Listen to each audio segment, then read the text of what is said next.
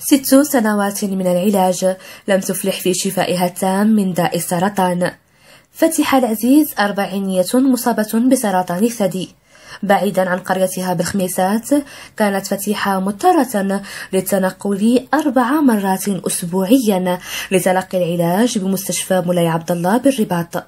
انا بنتي شي 6 سنين هذه باش كنداوي، وكنجي كندير الشيميو، ما كنكمل من الصباح، ما كنكمل حتى المغرب. ملي كنجي باش نكري في الوطيل كنلقى كيقول لك عامر، وكنمشي حتى للمريفي حيت نلقى شي خطاف تما. كنجي كنتقيا في السبيطار او في الطوموبيل حتى كنوصل تما للخميسات. فاتحة حمرو هي الأخرى مصابة بداء السرطان، إلا أن إصابتها لم تكن مشكلتها الوحيدة عندما تخلى عنها زوجها ليتزوج بأخرى ويتركها وحيدة في مواجهة ظروف قاسية ومرض فتاك. مني درت الحادثة وكان هو السبب في الحادثة، مات فيها ابني وبنتي. من بعد كنت ندير العلاجات، ما اكتشفتش بانني عندي السرطان، ولكن جيت زعما المولاي عبد الله قلت باش نكوي وندير. مني مشيت عند الدكاتره قالوا لي ما تكوي ما والو، غادي تقطعي رجلك. وكنت مشيت درت واحد الراديو وكنت غنقطع رجلي. تكاليف العلاج الباهظة لم تترك خيارا لكل من فتيحة العزيز وفتيحة حمرو سوى اللجوء لجمعية جنات لإيواء مريضة السرطان بالرباط.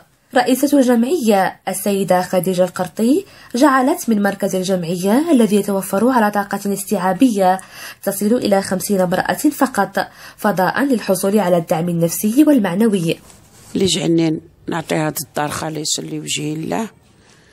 دازت عندي معاناة ديال اختي كانت مريضة بالسرطان والزوج ديالي، وهذا هو اللي جعلني عرفت الماعون وعرفت شنو كيخصهم وعرفت باش مضرورين وعرفت كل شيء على سبيطار مولاي عبد الله. هذا اللي جعلني فتحت بيتي للناس اللي مرض بالسرطان. بدوره شدد الدكتور خليل السواس على مدى أهمية استقرار الجانب النفسي في فترة علاج المرضى من داء السرطان. هنايا الجمعية كتهتم فيهم، كتبيتهم هنايا، وكتهتم فيهم من ناحية الرعاية الصحية ومن ناحية التنقل للمستشفى للعلاج إن كان علاج كيميائي ولا علاج بالأشعة. ومن بعد كيجوا هنا وكيمدوهم ساعات بعد السهرات وبعد الحفلات، لانه كتعرفي انه الدعم النفسي راه مهم جدا، لانه هنايا كيكونوا بعاد عن العائله ديالهم، ما كاينش اللي كيهتم فيهم.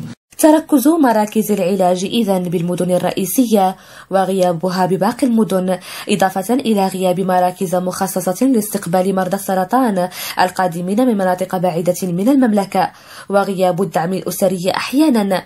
كلها عوامل تزيد من حدة هذا المرض، كما تستنزف القدرات المادية والمعنوية للمرضى.